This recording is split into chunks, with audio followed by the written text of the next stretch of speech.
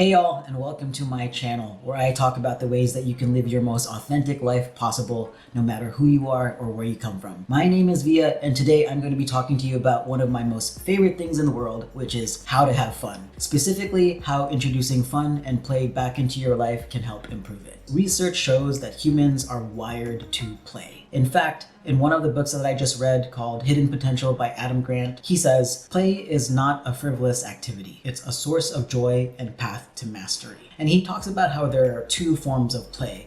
One is play for fun, which is a sort of play that we all know about and what we usually think when we think of the word play.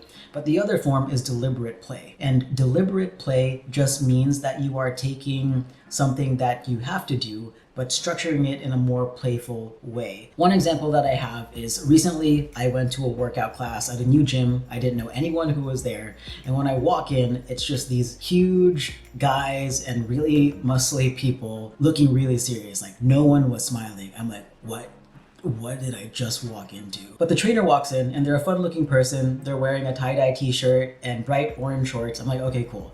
There's gonna be some fun to this. It's not super serious. And the trainer gets us to split into groups where we each have a partner. And the trainer makes us do an activity where they put on a timer for 30 seconds. And the goal of the activity was to tap your partner on the shoulder as many times as possible within those 30 seconds. And whoever has the most taps wins at the end of the round. What you saw happen there was you took these people who originally seemed really serious and were there to do work and get stuff done at the gym. But it opened up this playfulness because if you think about it, there is nothing graceful about trying to tap someone on the shoulder, because it's not like we're trying to knock each other out. We're just trying to lightly tap each other on the shoulder. And if you're ducking and diving, there's no way you don't feel or look silly while doing it. People started laughing during the activity. People were running around the gym. They were hopping over boxes and hiding behind tires. It was funny. It was chaos and it was funny. It brought playfulness back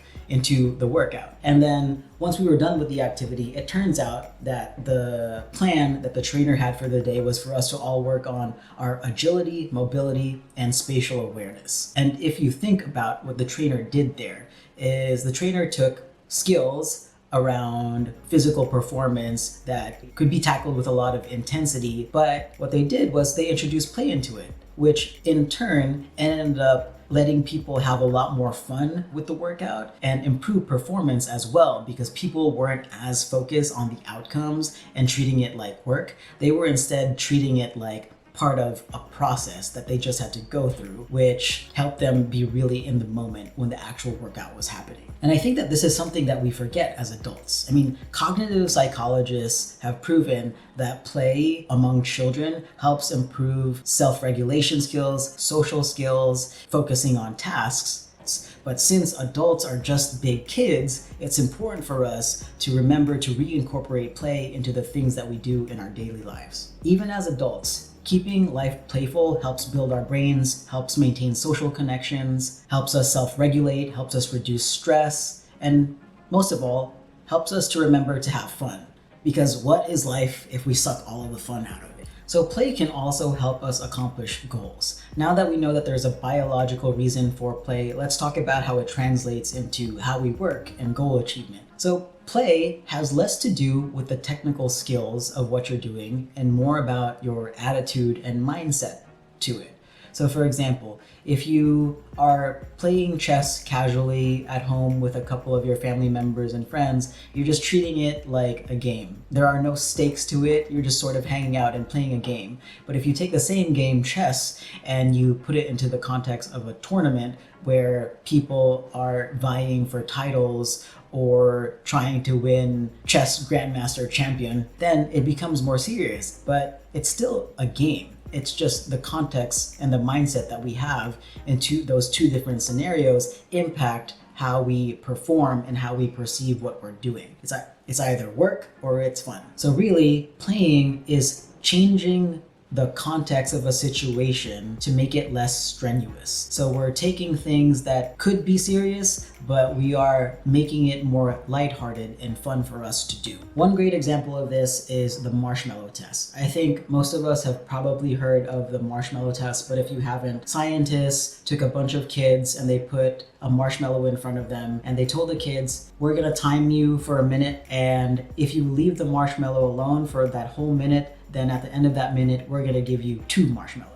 And what happened was some of these kids caved in and they started eating the marshmallows. They couldn't wait the minute. But kids who tried to stop themselves from eating the marshmallows, they played games with themselves. Like some of them would sit on their hands, some of them would walk around the table around the marshmallow for the full minute, some of them would squish up the marshmallow and turn it into a ball. But what they did was they were incorporating play into the task. And at the end of it, they still achieved the task, which is to not eat the marshmallow, and they were rewarded with a second one, but they did things to change their mindset and to change the system around the task that they were trying to achieve. So if we know that play is helpful, why don't we play more? So something that I think is really important to talk about are the barriers that keep people from thinking that it's okay to play and to use their time playing. Sometimes it's hard for people to tap into the childlike mind inside of them,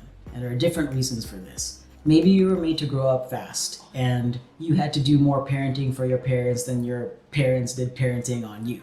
Maybe playfulness was shut down in you and something happened that made you feel like you had to grow up really fast. Maybe you were taught that playfulness was irresponsible or a waste of time, and so you never cultivated yourself to be able to find that playful nature in yourself, let alone practice play. This might result in discomfort with play, thinking that it's a waste of time, or even a discomfort with viewing childlike tendencies in other people or even yourself. And these are valid reasons because there was actually a update to the marshmallow study that I talked about earlier, where they found that some of the kids who went through that study who came from lower socioeconomic backgrounds were more likely to eat the marshmallow within the 60 seconds compared to their peers who came from higher socioeconomic backgrounds. And the reason for this is if you're a kid who doesn't have a lot, that sometimes you can't trust that a second marshmallow is actually going to come. So all of these things affect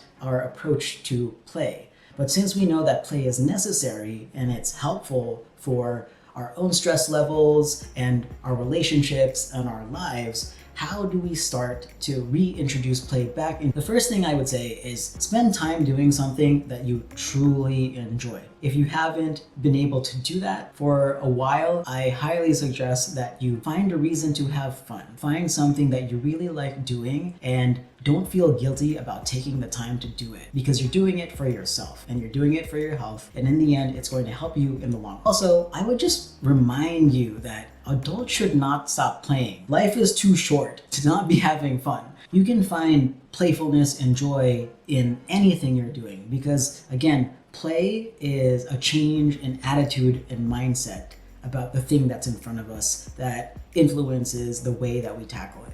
I think people who are able to play and feel comfortable with being playful have reached one of the highest levels of healing, where them and their inner child are living side by side.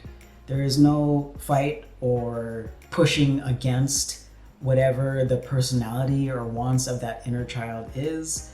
They just coexist. And when they coexist, we are able to spend time being present and being with ourselves instead of constantly being in battle with ourselves. Because that tendency to play, just like we find it in children, will always be within us as adults. Last few things I want to share and get a little deep because that is how I am. I think we've probably all heard about the last few regrets of the dying. There is a really famous New York Times article about this. Some of the top regrets of the dying is not letting themselves be happier, caring too much about what other people think, and not doing what they really wanted to do in their lives. If you think about those top regrets, play addresses them all. Play prevents all of those things from happening and being true. So if we are able to play, We're basically setting ourselves up for success in life. Nietzsche even said, to become mature is to recover the sense of earnestness that we had as a child in play. So in summary, play is where we find ourselves. It's the building blocks to figuring out what we want and who we are so that we can really improve ourselves and live the life we want and improve our lives in all the ways that we want to grow. I hope this video was helpful. If you enjoyed it, please drop me a comment. Let me know what's your favorite form of play. Thanks y'all for watching. Take care. See you soon.